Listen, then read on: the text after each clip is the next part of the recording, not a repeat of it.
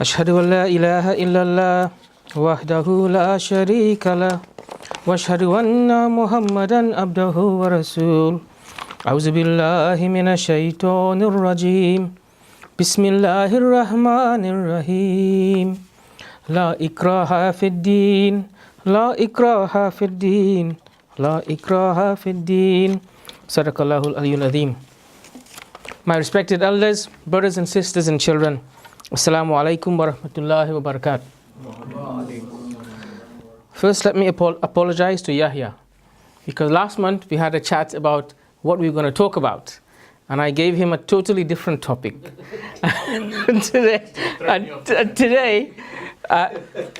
Today I have chosen this one verse of the Quran. Very unique, very simple, and very common verse of the Quran. The English translation, as we all know, is that there is no compulsion in religion. There is a reason for me wanting to discuss this with you. If you look at the trend, historical trend, at the time of the Prophet, after the Prophet, at the time of the promised Messiah, and nowadays, non-believers, atheists, they have tried to denigrate Islam, the Prophet, and even the promised Messiah, but using different approaches. During the time of the Prophet, the Quran says they call him a madman. During the time of the promised Messiah, again, we had people like Pandit Lake Ram and Dr. Alexander Dowie of America making all sorts of accusations against Islam. Well, the trend they have upped their game now. So the idea is to denigrate the Quran, disprove the Quran. And one of the verses that people use nowadays is this verse. They say, well, Muslims, the apologetics say there is no compulsion in Islam. But look at what ISIS is doing to people. Look at what happens to when someone accepts Islam. They have to do all the covering up and then the charity and the zakat and everything. So I chose this verse of the Quran to enlighten all of us. We need to know how to respond to these challenges. So the full English translation of the verse is, there is no compulsion in religion. The right way is indeed clear, distinct from error. Interestingly, distinct from error. So whoever believes in the devil and whoever disbelieves in the devil and believes in Allah, he indeed lays hold onto the firmest handle, which shall never break. And Allah is hearing, knowing. If one studies religious scriptures, we see a lot of similarities. What are these similarities? Well, most scriptures talk about the oneness of God or a supreme being. Most scriptures will tell you that alcohol is forbidden. They encourage you as to eat what is wholesome, and they tell you how to behave. And these are just to mention a few of the similarities of scriptural etiquettes. However, this one verse of the Quran, that is, there is no compulsion in religion, is distinct and is a distinction not found in other scriptures. It is implied in the writings of the scholars of other faiths, but it is not found as it is in the Quran. Ibn Khatir, one of the famous commentators of the Quran, he commentates on this verse and he says, there is no compulsion in religion, meaning, do not force anyone to become a Muslim. For Islam is plain and clear, and its proofs and evidence are plain and clear. Therefore, there is no need to force anyone to embrace Islam.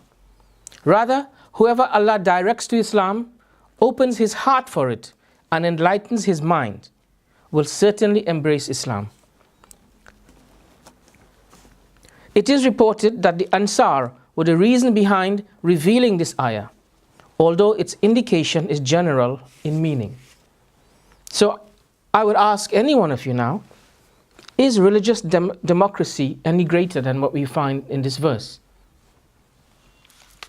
So let's look at the counter-arguments. The counter-argument is perpetrated by non-Muslims, atheists, from the very next verse of the Quran. So let's look at the next verse. So the initial verse was chapter 2, verse 256. The next verse, chapter 2, verse 257 states, Allah is the friend of those who believe. He brings them out of darkness into light. And those who disbelieve, their friends are the devils, who take them out of light into darkness. They are the companions of the fire, therein they abide. So in quoting this verse, of the Quran, disbelievers in the oneness of God say that based on the impending doom of the disbelievers if they reject the one God and the Holy Prophet Muhammad, how could there be no compulsion in religion? Isn't God compelling me to believe? He does not want to be my friend. He wants to leave me in darkness. In other words, God is compelling me to believe, and the reward for this is his friendship and light. In clarifying this dispute, the Quran admonishes the Holy Prophet Muhammad to say to his people, originally and initially, and they were the dwellers of the desert. Chapter 49 verse 14 states, say, we believe. Say, you believe not, but say we submit, as faith has not yet entered your hearts. And if you obey Allah and his messenger, he will not diminish aught of your deeds. Surely Allah is forgiving, merciful. So at the time of the Rasul, we all know the history of the Arabs, the pagan Arabs. They used to bury their girl children alive. They wouldn't inherit their mothers. They were alcoholics. And they were disbelievers. They were idol worshippers. And Allah offered them the opportunity of a realization and spiritual awakening through his mercy. So in Islam, there is freedom to believe or not to believe. But there is something in between. And we need to talk about that. And that in-between issue is, does God want to have a relationship with you if you do not believe in him? Where do you stand? So Allah answers this question in chapter 17, verse 70. He states, and surely we have honored the children of Adam, and we carry them in the land and the sea, and we provide for them good things, and we have made them to excel highly most of those whom we have created. Aren't we all the children of Adam? So does not God want to have a relationship with us? Does he not provide for us? When the sun shines, does it shine on the crops of the Muslims and not on those who are non-Muslims? When the rain comes, does it water only the crops of those who believe in God?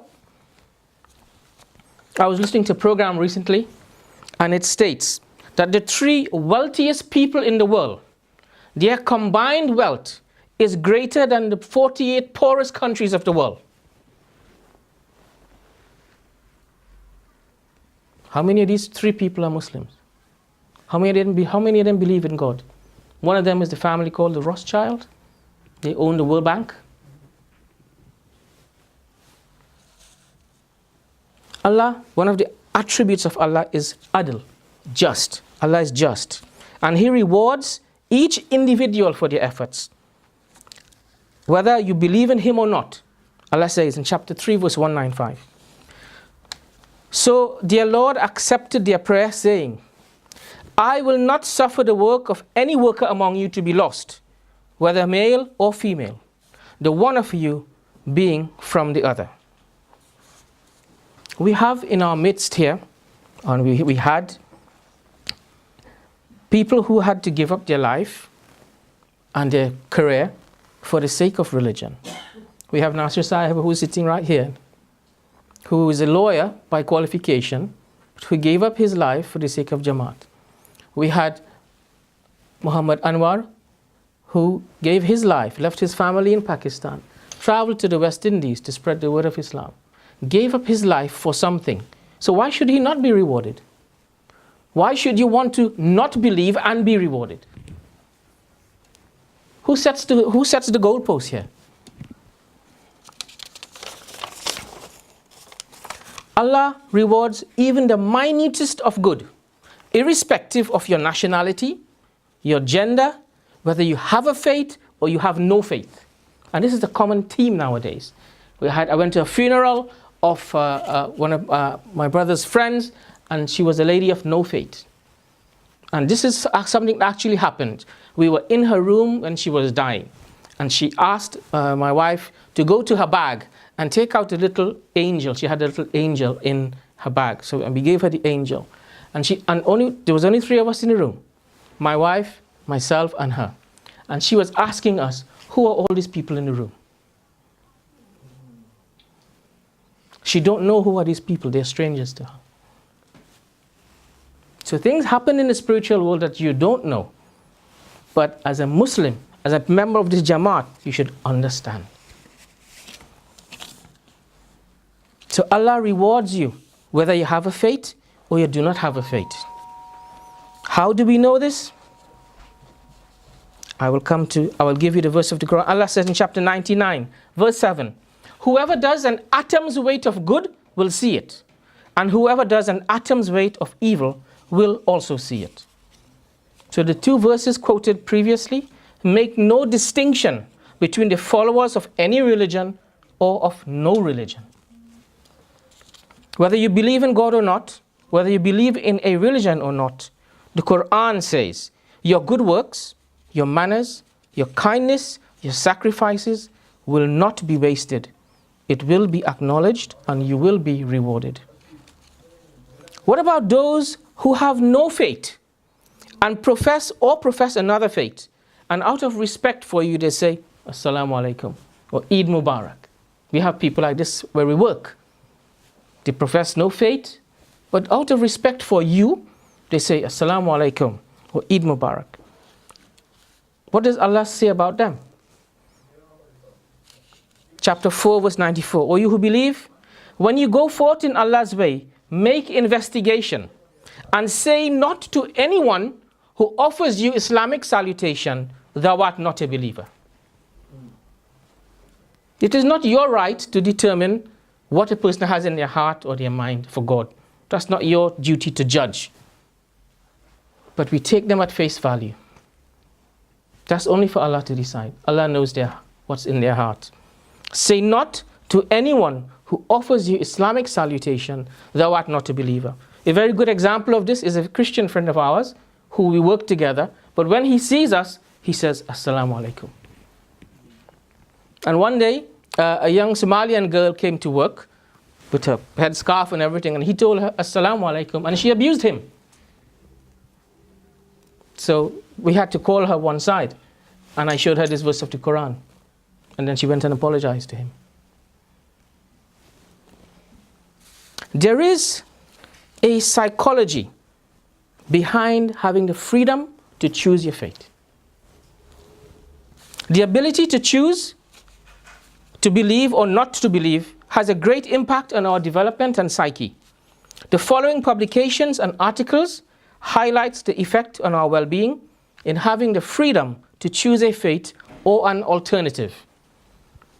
So I quote from the article called Fate and Freedom, Traditional and Modern Ways to Happiness, written by Ronald F. Inglehart, published on Oxford Scholarship Online. He states, there are two main routes to happiness. One is linked with modernization and the other with traditional belief systems. Insofar as modernization brings greater income and political and personal freedom, it is conducive to rising subjective well-being. In the recent decades, it has actually made people happier. So he's saying that modernization, all your smartphones and all the stuff you enjoy nowadays, it makes you happier. But does it? Belief systems, in other words, old religions, also shape subjective well-being. And religion has traditionally helped offset the effects of poverty. Thus, within most countries, religious people are happier than non-religious people. This is from his article. Although they tend to have lower incomes. And cross-nationally, the people of strongly religious, low-income countries are substantially happier than the people of less religious, low-income countries.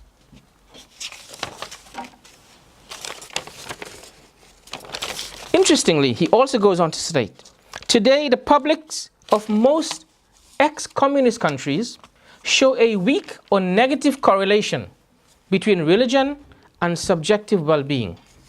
This seems to reflect a recent influx of unhappy people who have turned to religion following the collapse of faith in communism, which once provided a sense of meaning and certainty for many people. In the National Opinion Research Center, a survey of 42,000 Americans since 1962 states, 26% of those never attending religious services have reported being very happy, as has 47% of those participating in services more than weekly.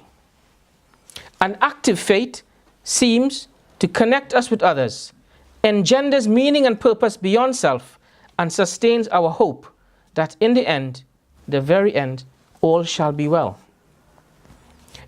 In summary, it also goes on to state that people who follow, he quotes here, epidemiological phenomenon. Those who follow a religion live longer. This is from their survey of 42,000 people. In another article, in the USA Today, it says, religion may be a miracle drug. Harvard professor of epidemiology states, the accumulated evidence for a bold claim is that religion may be a miracle drug. It is actually good for us. Moving on.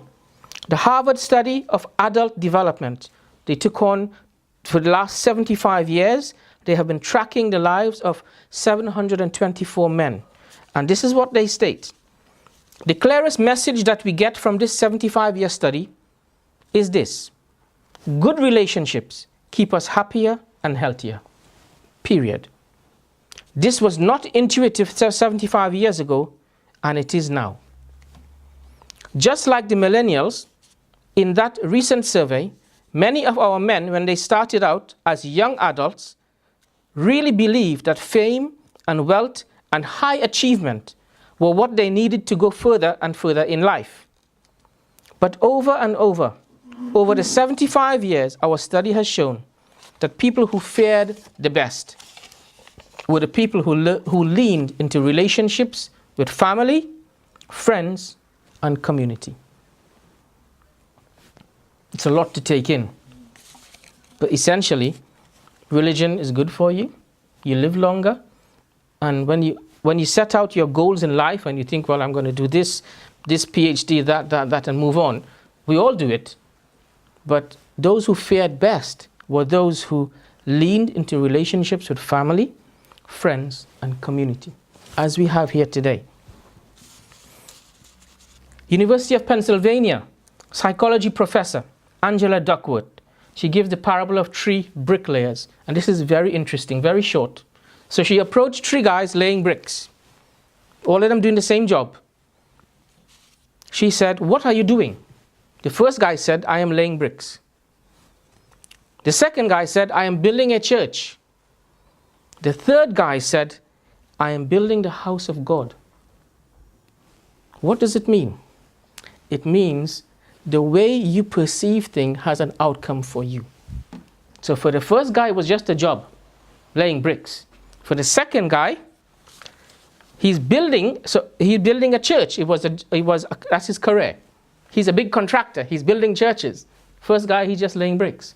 But the third guy said, I am building the house of God. So it's our perception of what we do and what we believe that leads to our outcome in life. Very interesting. So, President Barack Obama, in 2009 in Egypt, he gave a short speech.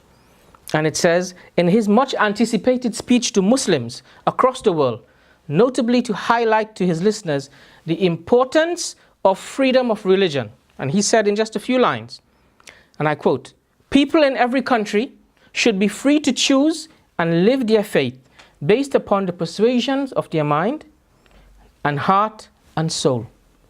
Freedom of religion is central to the ability of people to live together. Isn't this what our Holy Prophet Muhammad ﷺ encouraged? The delegation of Christians that came from the Najran, he entertained them in the mosque. For 3 days they were asking questions about Jesus and about God. When it was time to pray, he said, pray here. This is a house of God. When he sent a delegation to the king of Abyssinia, the king allowed them to pray in the church. So why should it be different today? A very common question that's asked is, why didn't God make all of us follow the same religion? There wouldn't be any quarreling, any fighting, anyone saying my religion is better. There wouldn't be any of this. Very common question, very often asked. And the answer is in the Quran. Chapter 18, verse 29. It states, and say, the truth is from your Lord.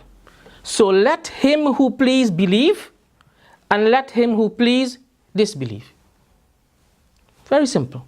You don't need to argue with people. Say, just read this verse of the Quran. It's for me and it's for you. And again in chapter 10, verse 99. And if thy Lord had pleased, all those who are in the earth would have believed. All of them.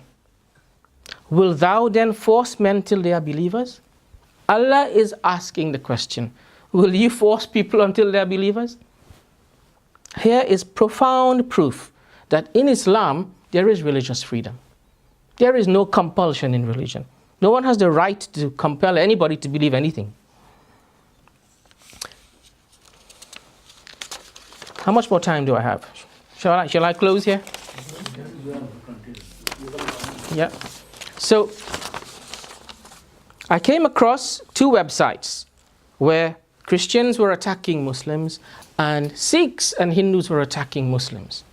One of them said, well, in Islam, you cannot believe in the oneness of God without believing in Muhammad. So you have duality.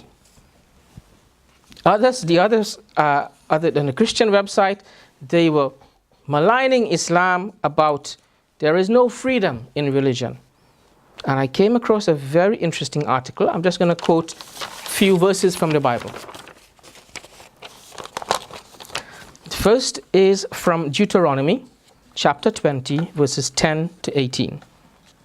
In the Old Testament we read, when you advance to a city to fight against it, you shall first offer it terms of peace. If that city accepts your terms of peace and opens its gates to you, then all the people who are found in it shall become your forced labor and serve you. This is what God was saying to the children of Israel when they went out to make people Jews. Okay, this is in the Bible. I'm not quoting it out of context. However, if it does not make peace with you, but makes war against you, then you shall lay siege to it. When the Lord your God gives it into your hands, you shall strike down all men in it with the edge of your sword. And they say Islam was spread by the sword. Only the women and the children and the animals and everything in that city and all its spoils you shall take as plunder for yourself. And it goes on and on. Now, is this freedom to believe? Freedom to practice? Freedom to live? But they say Islam was spread by the sword. I quote from Joshua chapter 10 verse 25 and 26. Don't be afraid. Do not be discouraged. Be strong and courageous. This is what the Lord will do to all the enemies you are going to fight. Then Joshua put the kings to death and exposed their bodies on 5 poles, and they were left hanging on the poles until evening. I saw a clip of a video a few years ago whereby this is what ISIS was doing to people.